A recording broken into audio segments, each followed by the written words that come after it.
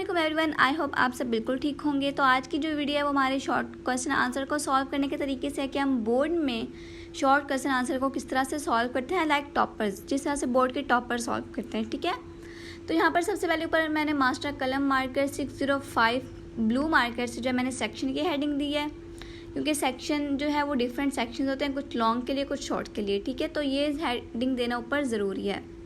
फिर मैंने question number की हेडिंग दी है ब्लैक मार्कर से। ठीक है, कि क्वेश्चन नंबर पहले मैं कौन सा सॉल्व कर रही हूँ, आया कि वो क्वेश्चन नंबर 2 है, 3 है, 4 है, 5 है, वट एवर जो आप क्वेश्चन है वो सॉल्व कर रहे हैं वो।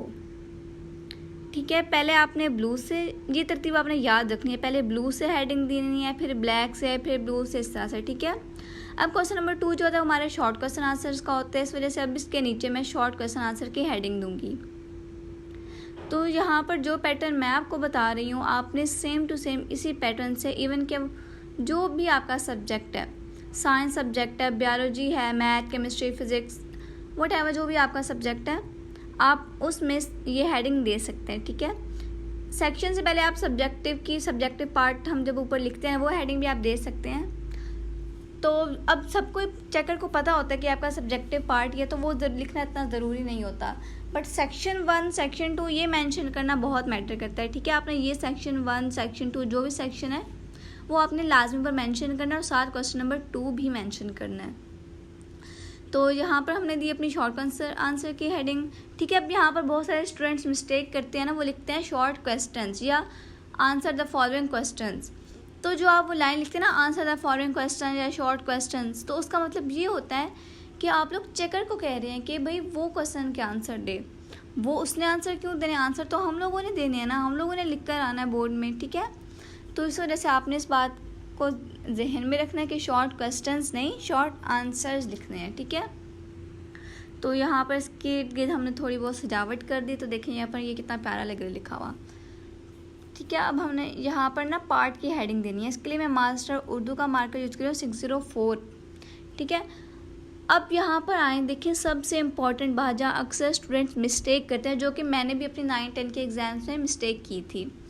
इस वजह से जो मिस्टेक्स मैंने की हैं तो मुझे पता चला उन मिस्टेक्स का, तो वो मैं आपसे शेयर करूँ ताकि वो मिस्टेक्स आप ना करें।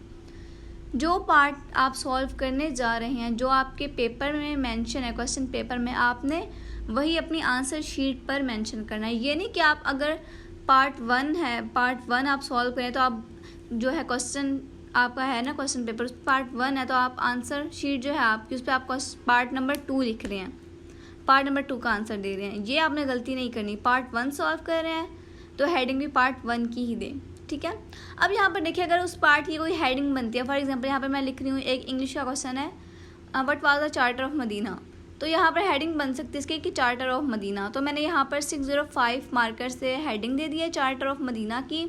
इससे ज़रा ना आपका क्वेश्चन अट्रैक्टिव लगता है, और चेकर बस ऊपर से ना पढ़ के वो नंबर आपको दे देता है। तो जितने कम टाइम में एक चेकर आपका पेपर जितना जल्दी चेक कर लेगा ना कम टाइम में, उतने आप मार्क्स गेन करते जाएंगे। तो चेकर को खुश करना, चेकर के लिए आसानी पैदा करना हमारे लिए बहुत ज़्यादा ज़रूरी है। ठीक है, अब यहाँ पर आप देखिए जो डॉट्स मैंने लगाए आगे, कॉलन आपने लाइन से नीचे करके थोड़े लगाने। ठीक है, बिल्कुल लाइन के ऊपर आपने नहीं लगाने। अब यहाँ से आगे बिल्कुल शुरू नहीं कर देना, 2 लफ्ज़ की यहाँ पे सारी जगह है, वो भी मुश्किल से आएंगे। ठीक है, तो आपने ना नीचे वाली लाइन से स्टार्ट करना है। ठीक है, बिल्कुल आगे से स्टार्ट नहीं करना। अब यहाँ पर मैं डॉलर कंपनी का पेन यूज़ कर रही हूँ, आप किसी भी कंपनी का पेन ले सकते हैं, बट डॉलर, पियानो और बहादुर ये बेस्ट कंपनीज हैं।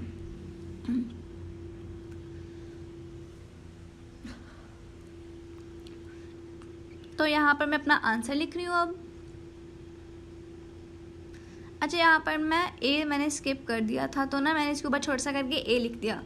आपने ये नहीं करना कि आप पूरा उसके ऊपर क्रॉस कर दें, उसको रिमूव तो बिल्कुल भी नहीं आपने पेपर में लिख जाना, रिमूवर बिल्कुल अलाउ नहीं होता, आप पे UMC भी हो सकती है। तो इस वजह से आपने उसके ऊपर छोटा सा करके ऊपर मेंशन कर देना कि ये वर्ड मुझसे स्किप हो गया था, तो वो आपने ऊपर कर देना है।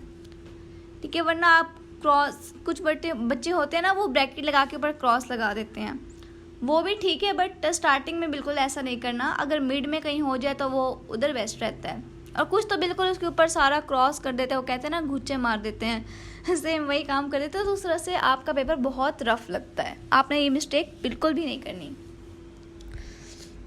और सबसे इम्पॉर्टेंट बात, हाईलाइट ज़रूर करना है चीज़ों को। यहाँ पर जो चीज़ आपको लगे कि इम्पॉर्टेंट है, कोई फार्मूला आ गया, ऐसा यूनिट आ गया, डायमेंशन, वो आपने ज़रूर मेंशन करनी है इस पर।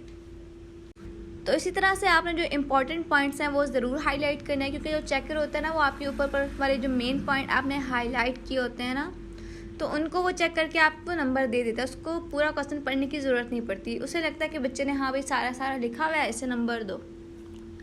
तो आपने इसी तरह से करना है। ये हमारे शॉर्ट क्वेश्चन को सॉल्व करने का तरीका अब आप देखें आफ्टर लाइनिंग कितना प्यारा लग रहा है। तो मिलते हैं नेक्स्ट वीडियो में, तब तक के लिए अल्लाह हाफिज़।